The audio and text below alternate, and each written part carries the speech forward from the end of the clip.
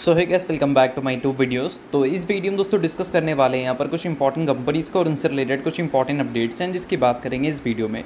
तो चलिए दोस्तों वीडियो की शुरुआत करते हैं। सबसे पहली कंपनी को डिस्कस करते हैं। पहली कंपनी का नाम है जियो फाइनेंशियल सर्विसेज लिमिटेड। बट इसको डिस्कस करने से पहले दोस्तों, अगर आपने अभी तक चैनल को सब्सक्राइब नहीं किया है तो चैनल को सब्सक्राइब करके बेल आइकन को प्रेस कर लो और टेलीग्राम चैनल को भी ज्वाइन कर लो, जिसका लिंक आपको डिस्क्रिप्शन में देखने को मिल जाएगा। और साथ में दोस्तों एक छोटा सा डिस्क्लेमर भी मैं आपको देना चाहूँगा। जितने भी कंपनी से रिलेटेड न्यूज़ एंड अपडेट्स हम लोग डिस्कस करेंगे वो सारी न्यूज़ एंड अपडेट्स सिर्फ और सिर्फ एजुकेशन पर्पज़ के लिए, किसी भी तरह का इन्वेस्टमेंट एडवाइस इसको मत समझना। आप खुद का रिसर्च और एनालिसिस भी कर सकते हैं। सो अब दोस्तों वीडियो में आगे बढ़ने से पहले बात कर लेते हैं मेरे टेलीग्राम चैनल के बारे में, जिसको अगर आपने अभी तक ज्वाइन नहीं किया है तो उसका लिंक आपको डिस्क्रिप्शन में देखने को मिल जाएगा। लिंक के थ्रू जाकर चैनल को ज्वाइन कर लो। ज्वाइन करने का दोस्तों सबसे बड़ा बेनिफिट ये है कि हमारा चैनल टाई अप किया है SEBI registered research analyst mister Kulneet Singh के साथ, जिसका रजिस्ट्रेशन नंबर आप यहाँ पर नोट कर सकते हैं। अब चैनल को ज्वाइन करते हैं तो इनकी जो काफ़ी सारी एक्टिविटीज़ हैं आपको इस चैनल पे देखने को मिलती है, जिसमें ये आपको चार्ट्स वगैरह शेयर करते हैं जिससे आपको आइडिया लगता है। और उसके अलावा दोस्तों काफ़ी सारी कॉल्स एंड अपडेट्स भी आपको यहाँ पर मिलता है बिल्कुल फ्री ऑफ कॉस्ट। तो इन सारी चीज़ों का बेनिफिट आप ले सकते हैं। अभी रिसेंटली काफ़ी सारी कंपनी का चार्ट्स वगैरह इन्होंने अपडेट किया था, जिसको आप चाहो तो चेकआउट कर सकते हो। और इसके अलावा काफ़ी सारी कंपनी का कॉल्स वगैरह भी इन्होंने दिया था, जिसको भी आप चाहो तो चेकआउट वगैरह कर सकते हो। तो लिंक आपको डिस्क्रिप्शन में देखने को मिल जाएगा। लिंक के थ्रू जाकर चैनल को ज्वाइन करो। सभी चीज़ें आपको बिल्कुल फ्री ऑफ कॉस्ट यहाँ पर मिलती हैं। तो चलिए अब वीडियो की शुरुआत करते हैं। सबसे पहले बात करते हैं जियो फाइनेंशियल सर्विसेज से रिलेटेड कुछ इंपॉर्टेंट अपडेट्स के बारे में। सो दोस्तों अगर पिछले कुछ टाइम की बात करें, लाइक पिछले 1 से 1.5-2 महीने की, तो जियो फाइनेंशियल सर्विसेज काफ़ी सारे बड़े बड़े न्यूज़ की वजह से फोकस में है। अब पहले तो हमें एक न्यूज़ देखने को मिला था कि बजाज फिनसर्व ने अलायंस ग्रुप के साथ जो अपना एक लंबा पार्टनरशिप बना रखा था उसको ख़त्म कर दिया। और एक रिपोर्ट हमें सुनने को मिली थी जिसमें ये सुनने को मिला था कि इनिशियल डील साइन हो चुका है जियो फाइनेंशियल सर्विसेज और अलायंस ग्रुप का, और हो सकता है कि जियो फाइनेंशियल सर्विसेज जल्द ही हमें अब इंश्योरेंस सेगमेंट में भी एक बड़ा नाम बनती हुई देखने को मिल जाए। तो ये सारी चीज़ें रिपोर्ट के ज़रिए सुनने को मिला था, ना कि कोई ऑफिशियल खबर थी। बट अगर हम बात करें ऑफिशियल खबर की, तो पिछले 1 महीने में कुछ बड़े बड़े ऑफिशियल खबर हमें ज़रूर देखने को मिले हैं जियो फाइनेंशियल सर्विसेज से रिलेटेड। आप सभी को पता है कि जियो फाइनेंशियल सर्विसेज और ब्लैक रॉक के बीच में एक जॉइंट वेंचर का फॉर्मेशन हमें देखने को मिला है एएमसी बिजनेस में रन करने के लिए। और एएमसी बिजनेस का मतलब अगर डायरेक्टली बोला जाए या फिर इनडायरेक्टली बोला जाए तो म्यूचुअल फंड बिजनेस की बेसिकली ये बात हो रही है। अब म्यूचुअल फंड बिजनेस में आप काम करोगे या फिर स्टॉक मार्केट में काम करोगे तो ऑब्वियस सी बात है कि सेबी का लाइसेंस आपको चाहिए होगा। और सेबी ने इनको पिछले महीने ही बोल सकते हैं अप्रूवल दे दिया था म्यूचुअल फंड बिजनेस में काम करने के लिए। अब इम्पॉर्टेंट चीज़ ये है कि म्यूचुअल फंड बिजनेस को जियो फाइनेंशियल सर्विसेज इतना ज़्यादा इंपॉर्टेंट क्यों मान रही है, क्योंकि दोस्तों अगर इस बिज़नेस के मार्केट साइज़ की बात करें, लाइक हमारे जो म्यूचुअल फंड इंडस्ट्री का मार्केट साइज़ है वो 70 ट्रिलियन रुपीज़ का है, यानी कि काफ़ी बड़ा नंबर है ये। इसमें 48 प्लेयर है। टॉप 10 प्लेयर की बात करें तो वो लगभग 90% मार्केट शेयर ओन करते हैं, जिसमें जियो फाइनेंशियल सर्विसेज की जो जॉइंट वेंचर है वो भी जगह बनाने की कोशिश करेगी। तो इस वजह से बोल सकते हैं कि एक बड़ा मार्केट है, छोटे प्लेयर ने एक बड़ा मार्केट शेयर ले रखा है, और इसमें जियो फाइनेंशियल सर्विसेज को हो सकता है कि एक लूप होल दिख रहा है, जिस वजह से ये बिज़नेस में ये थोड़ा ज़्यादा एग्रेसिवली ध्यान दे रही है बाकी सारे बिज़नेस के कंपैरिजन में। तो ये तो हमें पिछले महीने सुनने को मिला था न्यूज़, 28 मई की बात है ये। और उसके बाद पिछले हफ्ते ही एक न्यूज़ हमें सुनने को मिला, जिसमें ये देखने को मिला कि इनके जॉइंट वेंचर जो है वो वापस से फोकस में आ चुकी है, क्योंकि सेबी ने दोस्तों अप्रूवल दे दिया है कि एडवाइजरी बिज़नेस अगर आपको शुरू करना है तो आप कर सकते हैं। यानी कि एडवाइजरी बिज़नेस शुरू करने के लिए सेबी ने इनके जॉइंट वेंचर को फिर से बोल सकते हैं एक अप्रूवल दे दिया। तो ये एक तरह से देखा जाए तो वंस अगेन एक अच्छी खबर थी जियो फाइनेंशियल सर्विसेज के लिए। अब दोस्तों फिलहाल एक खबर निकल के आती हुई दिख रही है।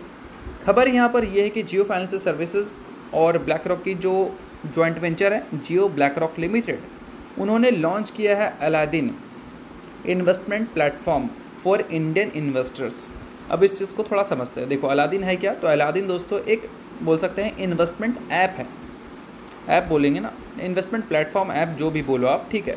किसके लिए है? इंडियन इन्वेस्टर्स के लिए। अब दोस्तों ये जो ऐप है ये एक्चुअल में क्या करने वाला है वो भी यहाँ पर मेंशन किया गया है। तो देखो ये जो ऐप है वो डिस्क्राइब करेगा यूनिक इन्वेस्टमेंट एनालिटिक्स को, उसके अलावा आपको रिस्क मैनेजमेंट प्लेटफॉर्म भी प्रोवाइड करेगा।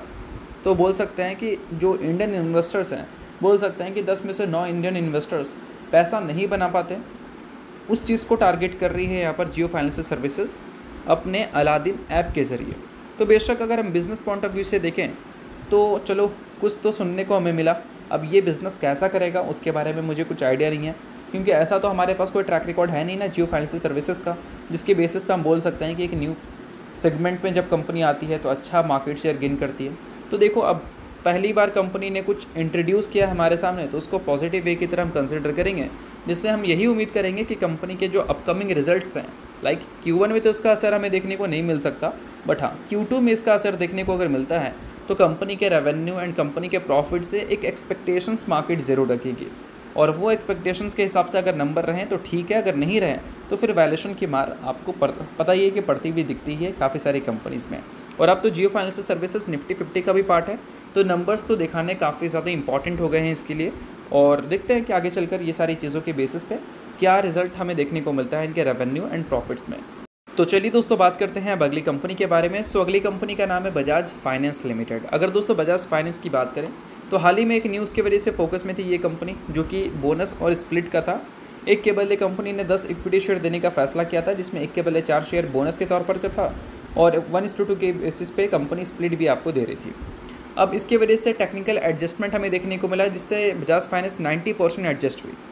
अब काफ़ी सारे लोग 90% क्रैश मानना शुरू कर दिए थे, बट वो क्रैश नहीं था, वो टेक्निकल एडजस्टमेंट था स्प्लिट और बोनस के एक्स्ट्रा शेयर्स आपको देने के लिए। अब जैसे ही नंबर ऑफ एक्स्ट्रा शेयर्स आपको मिले होंगे, आपके जो 90% गिरावट दिख रही होंगी इन्वेस्टमेंट में, वो बैक टू नॉर्मल हो गया होगा, आप सभी ने देख ही लिया होगा। तो ये सारी चीज़ें सभी कंपनी में दिखती है, जो भी कंपनी बोनस स्प्लिट जैसे इवेंट्स ऑर्गेनाइज करती हुई दिखती है। अब इन सारी चीज़ों के बाद दोस्तों बात कर लेते हैं RBI से रिलेटेड। तो पिछले 3 MPC मीटिंग में RBI ने काफ़ी ज़बरदस्त बोल सकते हैं रेट कट्स किया है, जिसमें 25 बेसिस पॉइंट से देखने को मिला, फिर 25 बेसिस पॉइंट से, और फिर 50 बेसिस पॉइंट से, यानी कि पिछले 3 मीटिंग में 1% तक रेट कट हमें बजाज नहीं RBI की तरफ से देखने को मिल चुका है। और SBI रिसर्च रिपोर्ट दोस्तों ये क्लेम कर रही है, या फिर बोल सकते हैं उनकी ये एक्सपेक्टेशन है कि RBI FY 26 में 125 बेसिस पॉइंट से रेट कट करता हुआ नज़र आ सकता है। अगर FY 26 की बात करें तो उसमें ऑलरेडी 50 बेसिस पॉइंट से रेट कट हमें देखने को मिल चुकी है, और अगर 75 बेसिस पॉइंट से यहाँ से हमें और देखने को मिल गया तो बजाज फाइनेंस जैसी कंपनीज़ के लिए ये एक काफ़ी ज़्यादा अच्छी खबर होगी, क्योंकि उनके जो लेंडिंग रेट्स हैं वो रिड्यूस करेंगे, जिससे अल्टीमेटली क्या है कि लोग ज़्यादा लोन की तरफ अट्रैक्ट होंगे, और अल्टीमेटली इससे क्या है कि इनके जो AMC नहीं AUM एसेट अंडर मैनेजमेंट वो हमें इंक्रीज़ होता हुआ दिखेगा, जिससे अल्टीमेटली क्या होगा, कंपनी के जो क्वार्टर रिजल्ट हमें देखने को मिलेंगे उसमें जो टॉप लाइन है यानी कि रेवेन्यू वो अच्छा परफॉर्म करता हुआ दिख सकता है। अगर पिछले कुछ क्वार्टर्स में देखोगे रेवेन्यू ग्रोथ को, तो लगातार वो नीचे की ओर जा रहा है। Q1 में 28% की ग्रोथ दिखाया था कंपनी ने, फिर 27%, फिर 27%, बट इसके मुकाबले दूसरा नंबर जो था Q3 का वो कम था, और Q4 में सिर्फ 23% के आसपास की ग्रोथ थी। तो ग्रोथ थोड़ा स्लो होता हुआ दिख रहा है। अब एसेट अंडर मैनेजमेंट कंपनी का स्पीड अगर ग्रो करता है रेट कट्स की वजह से, तो उससे क्या है कि रेवेन्यू ग्रोथ में भी थोड़ी सी तेज़ी हमें देखने को मिल सकती है। बट रेवेन्यू ग्रोथ के मुकाबले प्रॉफिट ग्रोथ ज़्यादा मैटर करेगा, क्योंकि अब तक अगर बजाज फाइनेंस की हिस्ट्री की बात करें तो इनके जो रेवेन्यू ग्रोथ CAGR रहे हैं और जो प्रॉफिट ग्रोथ CAGR रहे हैं उसमें हमेशा प्रॉफिट ही जीती है। पिछले 10 साल का CAGR देखोगे तो रेवेन्यू 29% CAGR से ग्रो किया है, और प्रॉफिट 34% CAGR से ग्रो किया है। 5 साल और 3 साल में भी देखोगे तो प्रॉफिट का ग्रोथ रेट ज़्यादा बेटर है, बट पिछले 1 साल में ये नंबर थोड़ी सी रिवर्स हो गई है। पिछले 1 साल में रेवेन्यू ग्रोथ 27% से और प्रॉफिट ग्रोथ मात्र 15% से, जिसको कंपनी इंप्रूव करने की कोशिश कर सकती है 2026 के फाइनेंशियल ईयर में, जिसका पहला क्वार्टर आने में अभी टाइम है। जून खत्म हो जाएगा तो उसके बाद हमें डेट्स आते हुए देखने को मिलेंगे कि Q1 हमें बजाज फाइनेंस को कब देखने को मिलेंगे और कैसे देखने को मिलेंगे। उसके लिए हमें कंपनी के बिजनेस अपडेट को देखकर ही पता चलेगा, जहाँ पर कंपनी के एसेट अंडर मैनेजमेंट हमें अपडेट देखने को मिलेंगे। तो इन सारी चीज़ों पर नज़र रखना अगर आप बजाज फाइनेंस के इन्वेस्टर हैं तो। इसके अलावा बात करते हैं अगली कंपनी के बारे में, नाम है पारस डिफेंस।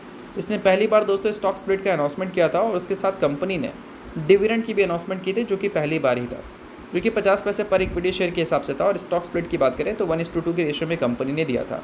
सो अगर आप इस कंपनी के शेयर होल्डर हैं तो आप यहाँ पर रिकॉर्ड डेट पे नोट कर सकते हो, जो कि 4 जुलाई का है, यानी कि इस डेट से पहले जो भी शेयर होल्डर होगा वो कंपनी में पूरी तरह से एलिजिबल होगा स्प्लिट के लिए। सो दोस्तों, अगर आप इस कंपनी के शेयर होल्डर हैं तो बेशक ये न्यूज़ आपके लिए इंपॉर्टेंट है। शेयर होल्डर नहीं है इग्नोर कर सकते हैं, न्यूज़ थी इस वजह से मैंने बता दिया, बाकी किसी भी तरह का ये रिकमेंडेशन नहीं है। तो चलिए दोस्तों, ये वीडियो यहाँ तक था। आपको करता हूँ वीडियो आपको अच्छा लगा होगा, वीडियो लाइक कीजिए, परिवार सब्सक्राइब कीजिए। वीडियो के लिए बहुत बहुत शुक्रिया।